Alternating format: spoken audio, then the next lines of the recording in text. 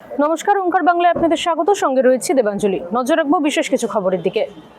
রবিবার কলকাতায় আসেন প্রধানমন্ত্রী নরেন্দ্র মোদী। সোমবার 9:30 নাগাদ বিজয় দুর্গে ঢোকেন তিনি।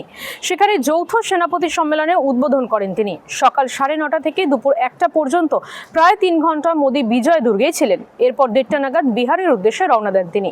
এবারের সম্মেলনের বিষয়বস্তু ভারতের সশস্ত্র বাহিনীর সংস্কার, রূপান্তর এবং পরিবর্তন। আগামী 3 দিন ধরে সেখানে ভারতীয় সেনার লক্ষ্য এবং কর্মপন্থা নিয়ে সর্বোচ্চ পর্যায়ের আলোচনা হবে। রবিবার ছিল ভারত পাকিস্তান ম্যাচ। খেলায় জয়লাভ করে ভারত। খেলা শেষে পাকিস্তানের খেলোয়াড়দের সঙ্গে হাত মেলালেন না অধিনায়ক সূর্যকুমার যাদব। এইভাবেই পেহেলগাঁও ঘটনায় নিহত এবং অপারেশন সিঁদুরের শহীদের প্রতি শ্রদ্ধা জানান তিনি। প্রাথমিকের মামলায় জামিনের শুনানি শেষ। হাইকোর্ট রায় দিলেই জেল মুক্তি হবে পার্থ চট্টোপাধ্যায়ের।